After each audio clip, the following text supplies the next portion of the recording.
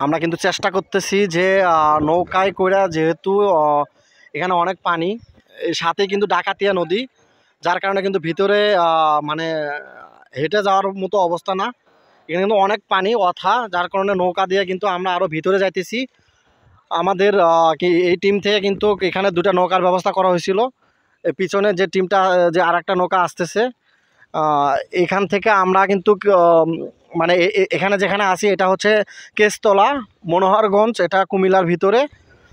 আমরা এইখানে কিন্তু আগে থেকে ইনফরমেশন পাইছিলাম যে এখানে কোনো ত্রাণ সামগ্রী আসে না, যেহেতু এখানে আসলে ওরকম নদীর কোনো বাঁধ ভাঙে নাই, বা মানুষ কিন্তু ওইভাবে জানে না যে এখানে বন্যা পরিস্থিতি কীরকম, যার কারণে কিন্তু আমরা ওরকম ইনফরমেশন পাই কিন্তু এখানে আসছি। এখানে প্রায় অনেক হাজার হাজার ফ্যামিলি আছে যারা পানিবন্দী অবস্থায় এখানে আছে। যেহেতু কোনো রকম যাওয়ার কোনো বুদ্ধি নাই, মানে এখানে কোনো ত্রাণ সামগ্রী বা গাড়ি যাওয়ার বুদ্ধি নাই, বা নিজেরাও হেঁটে যাওয়ার মতো অবস্থা না, যার কারণে কিন্তু আমরা দুইটা নৌকা এখানে আমরা রিজার্ভ করে নিয়ে যাইতেছি।